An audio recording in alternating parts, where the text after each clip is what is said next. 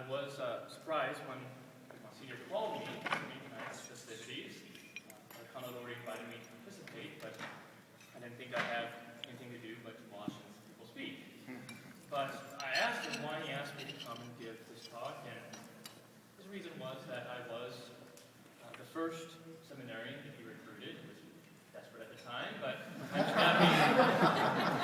And I'll let him go through the program from beginning to end with him and his leadership, his formation, and please stand before you today as his brother priest.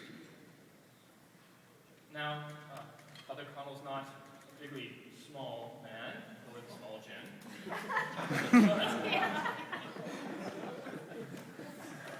Together with a strong sense of confidence and self-assurance, coming from his own experience and competency, he has the potential of being rather intimidating.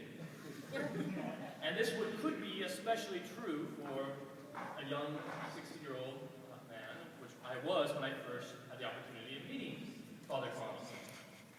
However, from the very beginning, his warm and open disposition provided trust. It was easy to feel comfortable in his presence. As such, his invitation for me to discern the location at Bishop White Seminary was well received by both me and my family.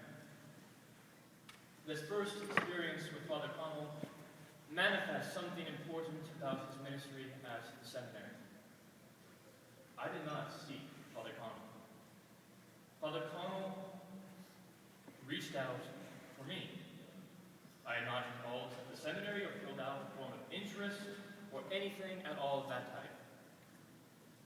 And this was the pattern for his ministry. He was not one to wait idly by for vocations to come walking through his door. He went out into the fields of the Lord's harvest and sought them. And if it were not for this, I do not believe that I would be standing here as a priest today. And I believe that many of those who have been ordained in recent years, as well as those who are currently in the seminary, would be able to express the same thing. Father Connall's zeal drove him out to seek those whom God was calling to the priesthood. Within the seminary, Father Connall demanded integrity. The two most salient guiding principles within the house were truth and unity. When talking with guys in the house, he would often say that he can work with a lot, but he cannot work with someone who lies. And he has had to prove himself true in those words on several occasions. In a house often filled with teenagers, barely out of high school, there were plenty of issues that could emerge. From hookah pipes and holes punched in walls, to indoor water fights and emergency room visits, of which I was the beneficiary on one occasion. Father Connall and Father Mike Ishida for insisting that I go. I can almost point straight now after that incident. Yes, there were many issues and controversies that presented themselves over in the seminary that emerged in the often youthful house, which could land a man in hot water. But if a man was honest with him, Father Connall would bend over backward to work with him, help him grow, and succeed. And one of the areas where he required men to succeed was in the area of unity. He made it clear that he would not tolerate divisions in the house for any reason, whether it be personality, or language, age, or pious practices, or any other reason. He would not tolerate division. Bishop White Seminary had to be a place that fostered men of unity, who would build bridges and would reach out to those who belonged to different groups and ways of thinking. Father Connall's emphasis on both unity and truth were effective in forming men, not only because he demanded them, which he did, but because he manifested them in his own life. Every seminarian will attest both to his frank honesty, we heard the partner talks, and the steps that he would take to foster greater communion between individuals within the seminary, in the presbyterate, and in our local church.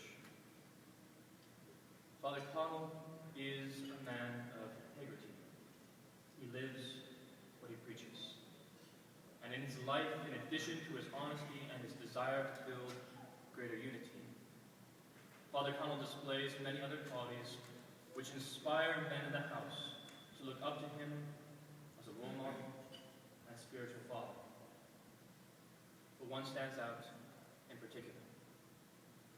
Father Connall loves the church. Of that, there can be no doubt. Everything that he does is motivated by and geared toward this love to the good of the church. In the seminary, he desired that she might have the best priests to serve her as were possible. And he strove with this aim in mind.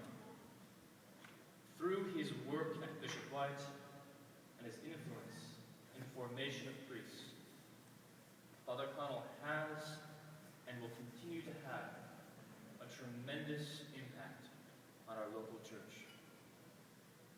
Among his many accomplishments during his time as rector, perhaps the most obvious is the new seminary which he brought to completion. It is beautifully constructed, of high quality, and serves the need of our seminary program. It is certainly a crowning accomplishment of his work in the past 11 years. Even though in a few years, some young guy will probably come in and just make some changes, especially with the stained glass window, something like that.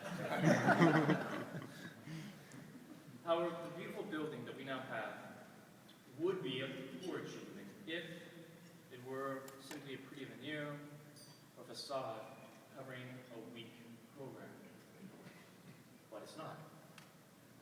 Father Connall has never been one to emphasize symbol over substance. The building is an outward manifestation of interior reality. That reality is that the seminary program which Father Connall has built up and grown exceptionally.